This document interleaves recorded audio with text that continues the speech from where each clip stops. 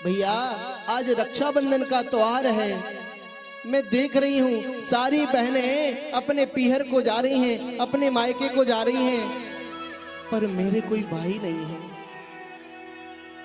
मेरे कोई भाई नहीं है। आज मैं राखी किसके बांधूं? सबके भाई तो आ गए अपनी बहनों को लेने, पर मेरे भाई नहीं है तो मुझे कोई लेने नहीं आया। माई बाप समय पर सबकी याद आती है। एक समय होता है, कितना भी आप मन को कठोर बना लो, पर वो समय जब आता है ना तो बहुत याद आती है।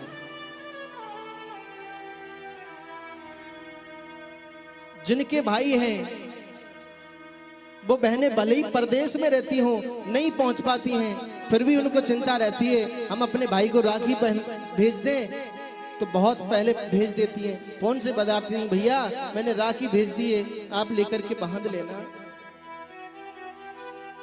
लेकिन उन बहनों से जाकर के पूछो जिनके भाई ना हो। जब सबको जाते हुए देखती हैं, घर में कुछ कहती तो नहीं है, पर उनका अंदर से दिल टूट जाता है और कहती है विधाता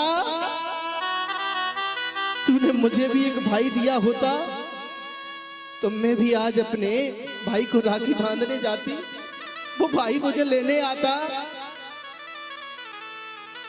माई बाप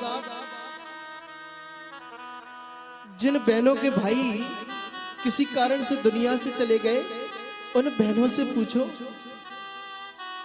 पल पल अपने भाई की याद करती है।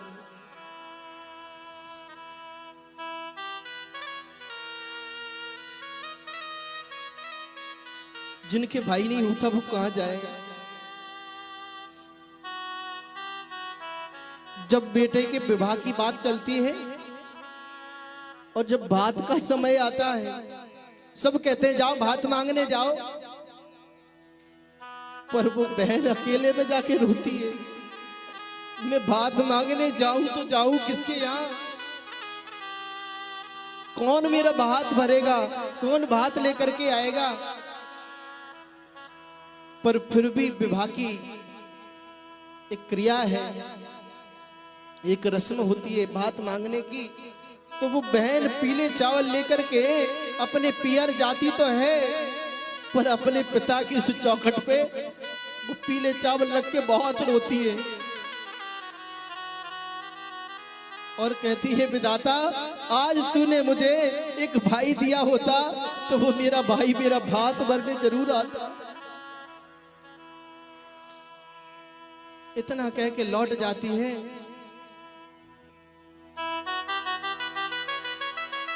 और जब भात का समय आता है तो कितने भी आ जाएं, चाचा ताऊ के, मामा के, मौसा के, बुआ के, पर फिर भी वो मंडप खाली रहता है, क्योंकि जो भाई से कह सकती है, जो भाई से मंगा सकती है, अपने भाई पर अधिकार होता है, पर और किसी से कह नहीं सकती। मन फोड़ के ये नहीं कह सकती भैया हमारे लिए इतना ले आना। और फिर चाचा ताऊ मौसी बाबा बुआ के मन है तो आ रहे, नहीं है तो नहीं आ रहे। और जब भात का समय आता है सब कहते चलो भात पहन, उस बहन का कलेजा फट जाता है और बार बार यही कहती है हे भगवान आज यदि मेरा भाई होता तो जरूर आता।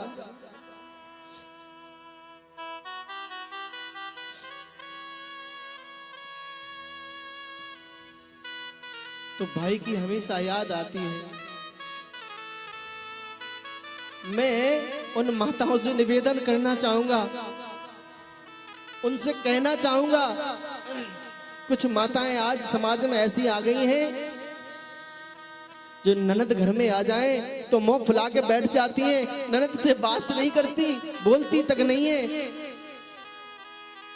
माई बाप आज तुम अपनी नंद के साथ कर रही हो, कल तुम्हारे पियर में जब तुम्हारी भाभी आ जाएगी तब तुम्हारे साथ भी ऐसा ही होगा। और एक बात और बताऊं, ये जो बहनें हमारी पियर में आती है तो हमसे कुछ लेने नहीं आती, वो बहन हमेशा हमको लाखों की दुआएं देती है, हर वक्त ये कहती है भगवान हमारे भैया भाभी हमेशा सुखी रहे, इनके भंडार भरे रहे। और हमको लगता है कि वो एक साड़ी लेने आई है, वो लाखों की दुआएं हमको दे करके जाती है। मैं निवेदन करूंगा जब आपके घर में आपकी ननद आए, दौड़ करके गले से लगा लेना और कहना दीदी बड़ा अच्छा किया आप आ गई। और जब वो कहे कि भाभी हम जाएं, तो कहे कल तो आई थी, अभी और रुक जाओ, कितने दिन में तो आना होता है। तो उसको अपनापन लगेगा, तो वो अपने मन की बात आपसे कह पाएगी। ये बहनें इतनी सहनशीलता रखती हैं। माँ बाप जब दुनिया से चले जाते हैं, जब माँ बाप दुनिया में नहीं रहते, तो बहनें पियर में आना कम कर देती हैं, क्योंकि भाई से कुछ कहेंगे, भाई भाभी में झगड़ा होगा, तो अपने मन की बात अपने भाई से भी नहीं कह पाती।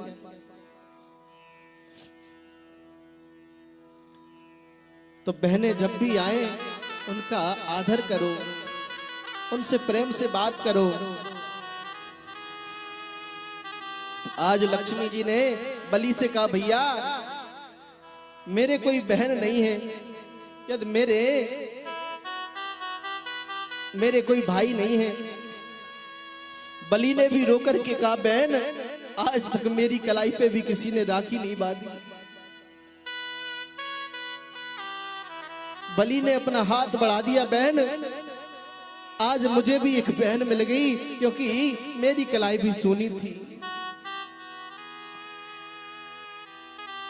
और जिनके बहन नहीं होती उन भाइयों से पूछो, जब सावन में सबकी बहन राखी बांधती है,